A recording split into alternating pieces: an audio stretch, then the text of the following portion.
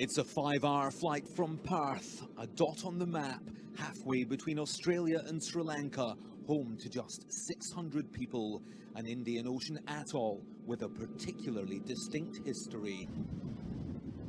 The Cocos Islands have a peculiar history, a past which in many ways defines the present.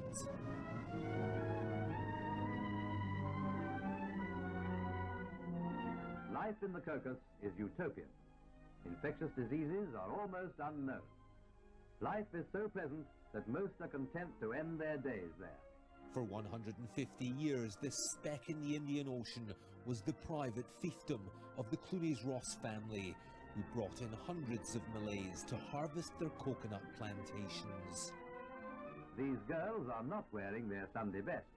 This is their normal work attire, as they skillfully slice up the coconut. It was a unique remnant of colonialism, out of step with the modern world. According to all accounts, the islanders favour integration, not independence. It won't mean much of a change, except that they'll have all the rights of Australian citizens. And so in 1984, in a UN-sponsored vote, the Cocos Malays charted a new course. Majority Muslim, this is the only part of Australia that does not mark the Queen's birthday, but does the Prophet Muhammad's. For more than 150 years, the people here were ruled over by one family. John Clunies-Ross is the only descendant of that family who still lives here. His father, the island's last absolute ruler, has long since retired to live in Perth. Of the 27 islands that form the Cocos, only 2 are populated, one predominantly white, the other home to around 450 Cocos Malays. The jobs the local Muslim population used to do, now just a distant memory. But some are attempting to keep traditions alive. As well as harvesting coconuts and showing off his skills to the handful of tourists who visit here, Wahyuddin makes his own salt.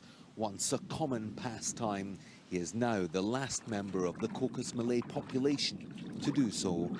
Orang bilang saya, kenapa saya membuat beli garam, boleh dibeli di kantin ya, saya boleh buat sendiri. Since arriving here 3 years ago, Australian Tony Lacey has taken people like Wahyuddin and line grower Notjiba under his wing, assisting them to set up an artisans' food collective, helping them to help themselves. From small beginnings, the collective is now starting to export their produce to the mainland. But Tony says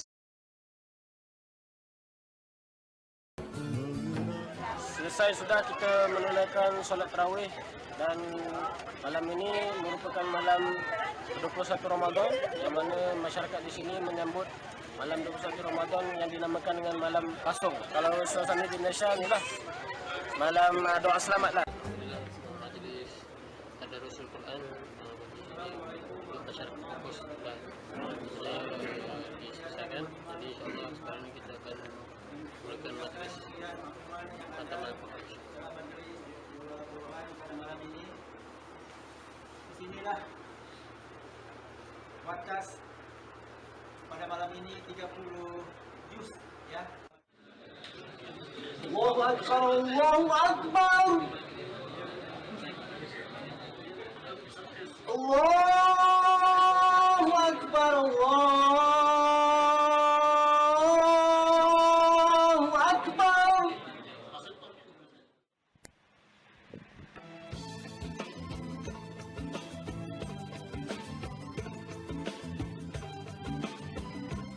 Ini dia suasana di Cocos Island. Semua penduduk Cocos menghias rumahnya dengan lampu yang terang benderang, sapu sampah, bersihkan rumah. Jadi dia ada pertandingan. Siapa yang hias paling cantik rumahnya akan diberi hadiah pada parti hari raya nanti.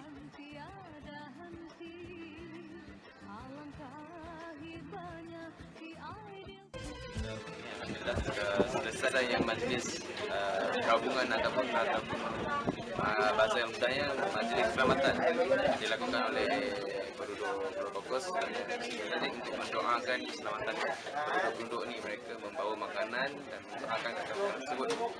Majlis telah tamat dan inilah makanan yang telah dibacakan dan doakan tadi dihagih-hagihkan kepada penduduk-penduduk pulau ini.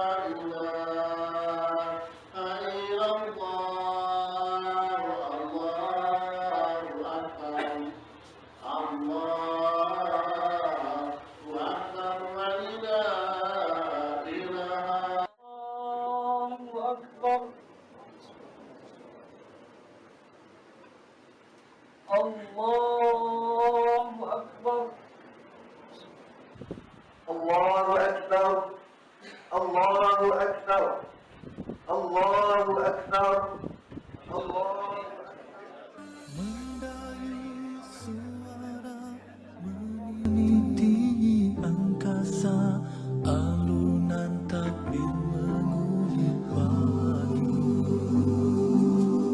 Insan tersenyum tanda gembira.